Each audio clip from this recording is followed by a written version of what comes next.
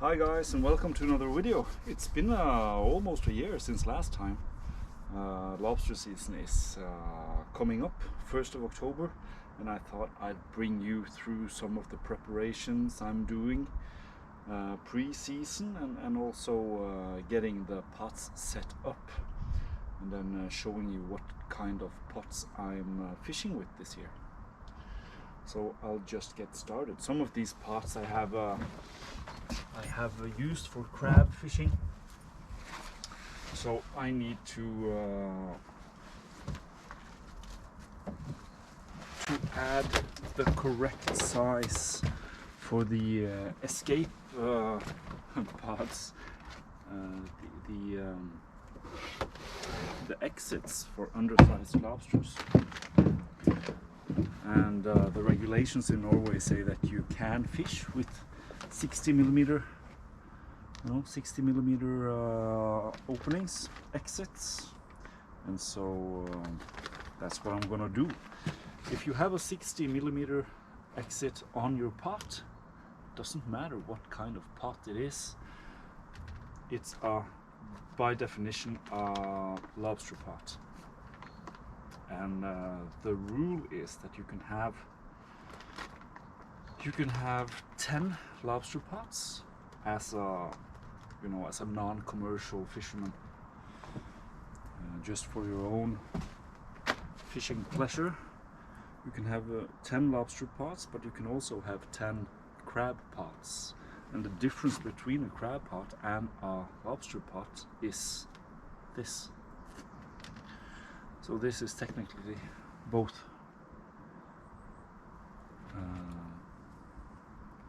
And so these I'm just gonna strip let's see, add the strips just around here so that I'll show you. I can just flip it up.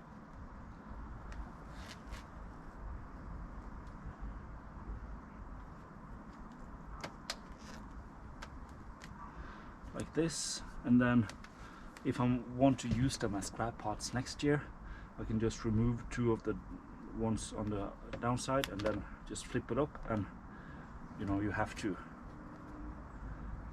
and there you go. So it's as easy as that, really. And then other than that, this pot should be ready to go.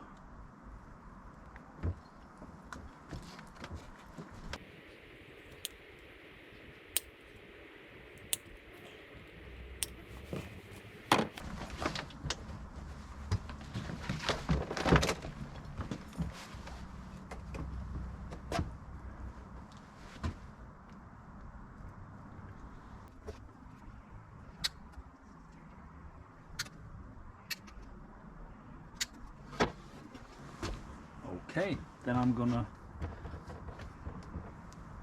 put in some new rotting thread, and you can, as a hobby fisherman in Norway, you can maximum use 3 millimeter rotting thread.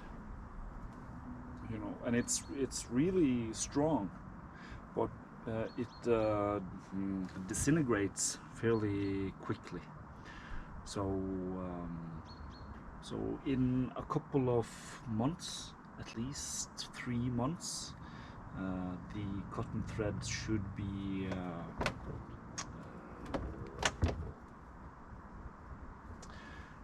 broken down, sort of, that it just pops up, and this is how I do that.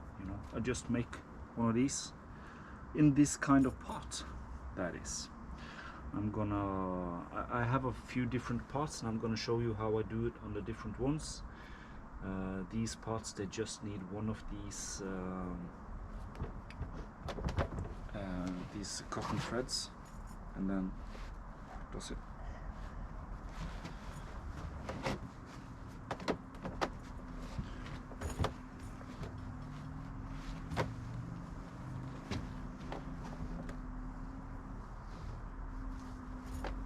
There we go.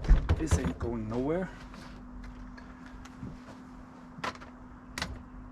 The exits are in, the thread is in, the mark, let's see, yeah, every part needs to have a tag, so that if they find a pot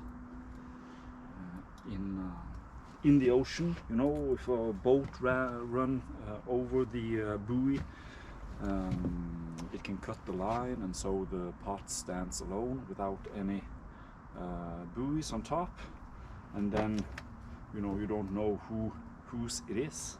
So every pot needs to have a tag. So that's on. I'm gonna throw on an extra one just to be sure.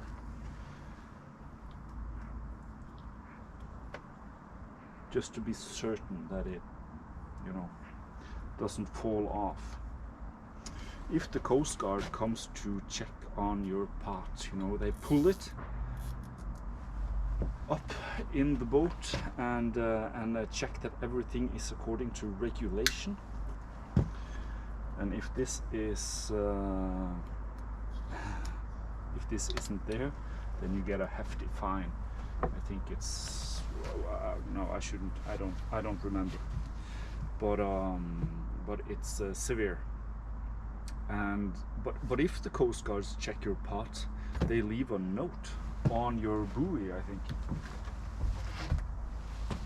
And so I also need to double check that my name and number is well visible.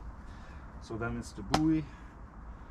Okay, so this pot is good to go, and you see how I prefer to just throw a loop around in the bottom.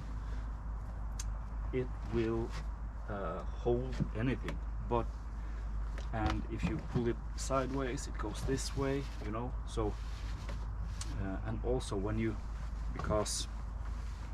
when you pull the pot, you pull it like this, right? But if you pull it sideways, you drag it on the bottom, and if there's a rock, you know, if there's a rock here, you can pull it off. But it's a bit more difficult if the rope is fastened on the top, because you drag it sort of, well, I don't know if you understand what I mean, but I prefer to do it like this. And also you need a bit of rope, right? Because it's not, you know, in bad weather and stuff, pots, they do move around a little bit, hopefully not too much, you know. That's one of the benefits of really heavy pots. They stand completely still on the bottom. If a lobster is on its way checking out the pot and stuff, and it's on the bottom, you know, like this, yeah, the lobster is probably not gonna go in. So if you have a pot like weighing 5 kilos or something, and you have a buoy on top that pulls on it, it's gonna stand on the bottom and just, you know, scaring the lobster. So the heavier pot, the better. But also I have to, you know, I have to consider the fact that I'm gonna hand haul these pots. So that's one main reason why I prefer these ones. They're fishing really well. I never lost one, and I've had them for 5 years, and they've been out in some bad weather. Believe me, we had some storms last year, and well, these pots were just where I left them. Some of the others were not, and I'll show you one of them now. I'm just gonna, you know, when lobster season starts, I fill up the boat with pots, right? And there's not room for much more in that boat after I filled it up, and so I need to be a bit considerate of, you know, how I transport them, or how I. So I'm gonna put everything, the rope and all the stuff, in here. Yeah, close it off, and then this pot is ready to go.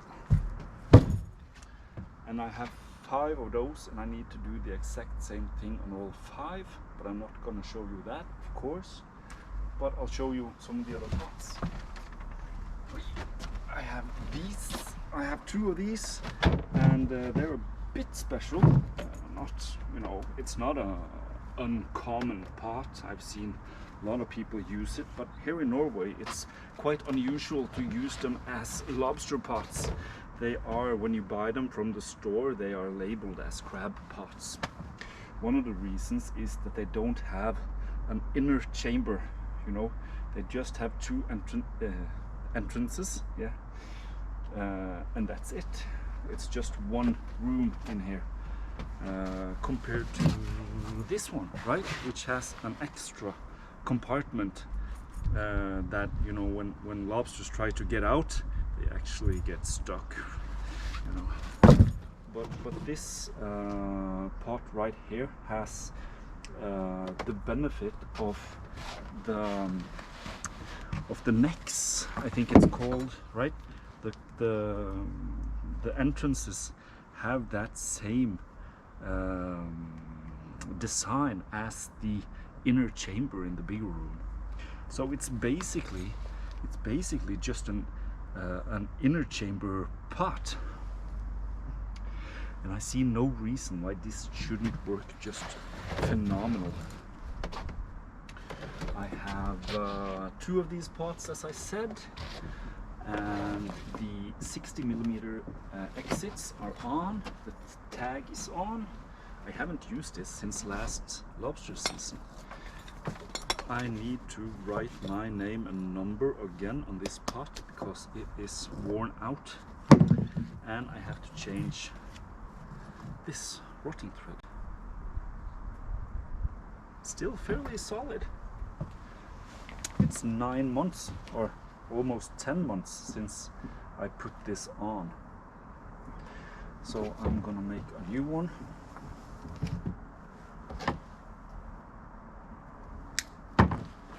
That, and I can do this with these pots because of the, you know, this, but not all pots have that, you know. Some pots, they have the opening on top, then you can't, you know, have this because it won't open. You have to lift it up to open it. This one falls down, right? But in those pots where you have the opening lid on top, you just have to make you have to it's a, you know, you have to cut in the pot. It's not a fun thing to do, but and then you sew it tight with 1 string of this, you know, you go, and then the opening will be big enough for it to comply with the rules and regulations. Yeah. Let's see.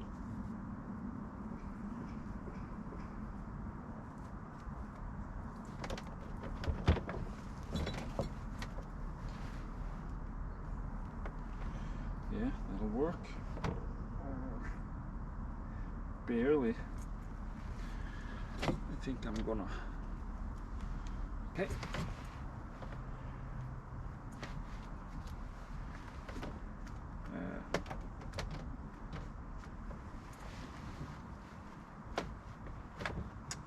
It stops, you know, because this rope here is also, I guess you all know this, but you know, you have a rubber band, a thick rubber band that you pull and then, you know, release, but then also you have a string that goes to the bait bag, and as this, you know, gets pulled, the bait bag closes. It's a double. But then on these pots especially, I have a bit, it's quite a little, not so much slack, sort of. I think I need to do something about that.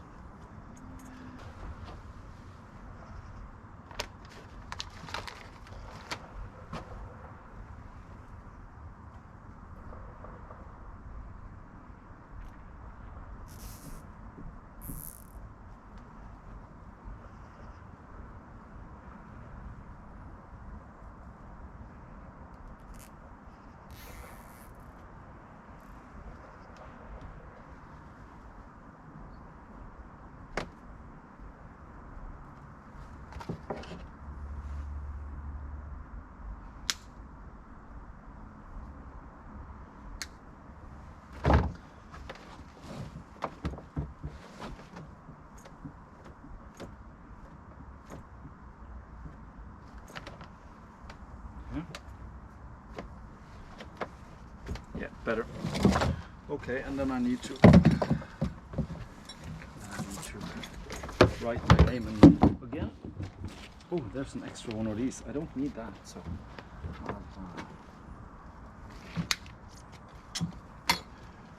it was just a temporary solution last year because I saw that, you know, name and number isn't really readable, and if the Coast Guard comes to check it and sees this, you know, they're gonna say and give you a fine. So but I added my tag to the top of the rope just to be sure, because you know it isn't really that easy to write on the buoy when you just pull it out of the water, right? So it was so wet that I couldn't write on it again, but it's dry now, so okay.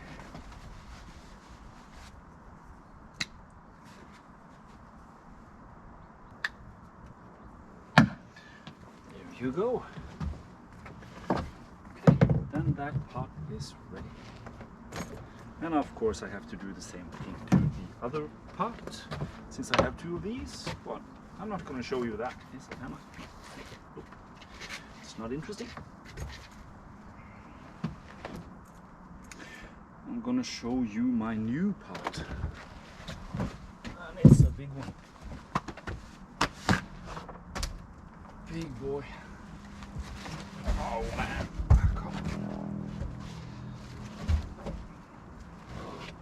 So this is the new pot, and it has a couple of things that I like and a couple of things that I don't like.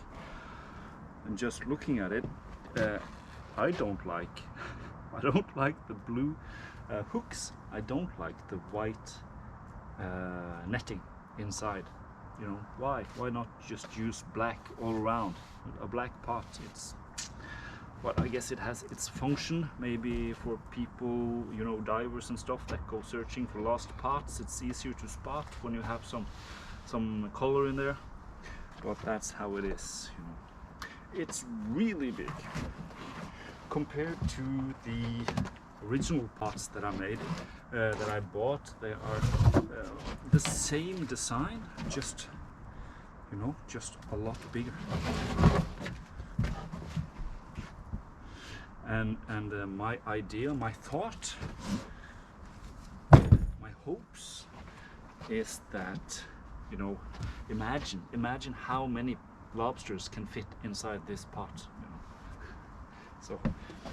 So the bigger the pot, the better. But I have a small boat, as I said, so I'm gonna do a little.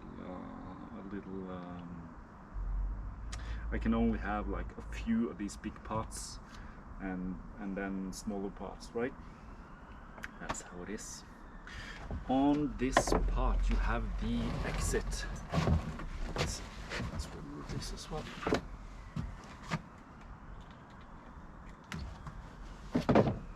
You have the exit on the side, and this is how it works, right? So this hole is according to regulations, and then I just need a cotton thread through here, and then it is gone when it's gone. So let's see, I don't need much here because I don't need the loop, it's just straight through and then a knot on the top, and that is all it takes. And also I believe maybe that rotting thread that was on here, I think maybe it was only 2 millimeters. That's no good. You know, you don't want to come out, check on your pots, and then the rotting thread has dissolved. You do not want that.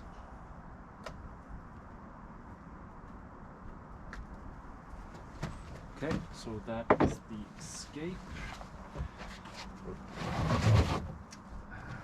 That's the escape. This is the exit, you know, for undersized lobsters. And this already comes with the 60 millimeters exit. And so what I need to do here is just add some tags and then add some rope.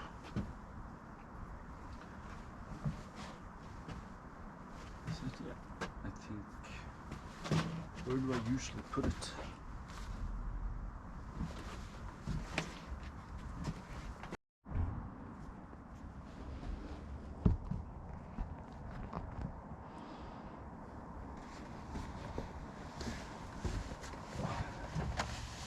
Okay, so I wasn't paying attention to the camera, but it went off.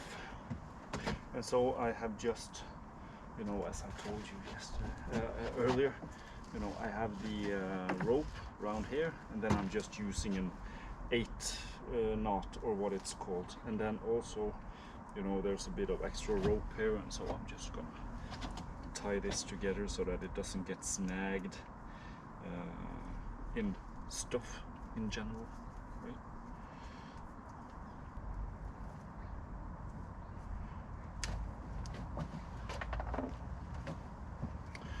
Okay, then I need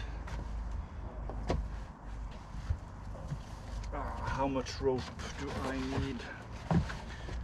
I'm probably not gonna set this pot that like very deep, but I still like to have the opportunity to set it at least 30, maybe 40 meters, you know, if I happen to come over a really nice spot that happens to be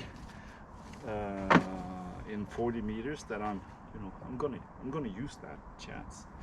So I need about 40 meters. It's 2, 3. Okay, so that should be about 40 meters.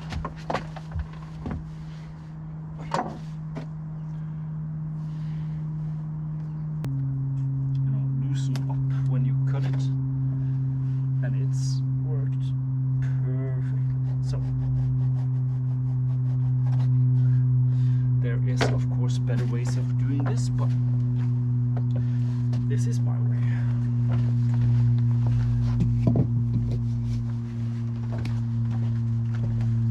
And then again, I'm just using the 8 knot. It probably has a different English name, but that's what we call it in Norway. And then back through the same way.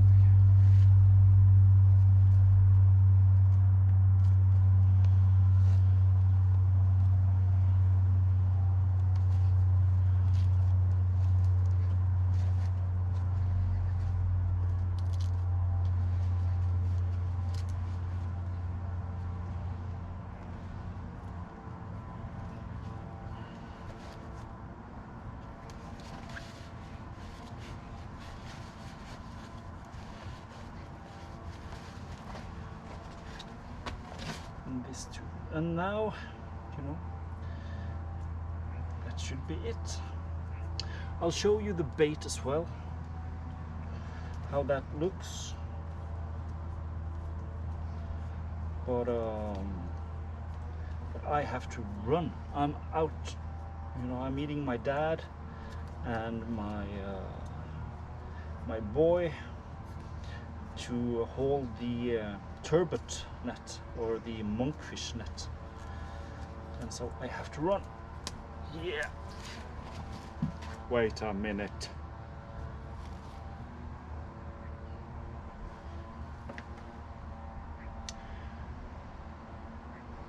So that should probably be an okay time to do this all over again some other time. Okay, so this is what this looks like, and you can see, yeah, it's not completely, you can see how the fish has just been more become more firm.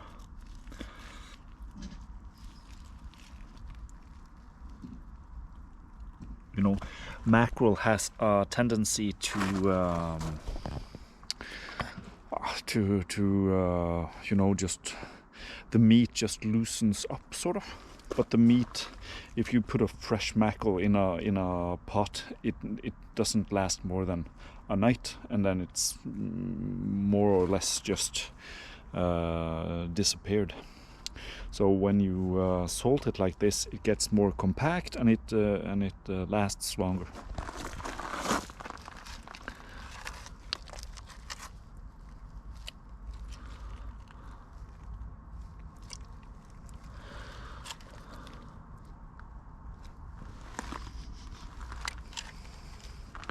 It doesn't smell too bad. I use approximately 6 kilos of salt, sea salt, like coarse sea salt, in a, I think it's a 50-liter barrel, and that's more than enough. You know, most people choose to have less salt. Each to their own, right? I prefer a lot of salt because the bait doesn't stink as bad, and also the fish gets really compact, and you know, the lobster eats everything. So you could put a steak in there, and if the lobster smells it, it's coming. But mackerel does the trick. Okay. That's about it for this episode. 1st of October, I'll be out setting the pots. 2nd of October, I'll be hauling, and hopefully there'll be a video out from the first haul on October the 3rd. Hopefully. That is if everything goes as planned. Okay, good luck everyone, and see you out there.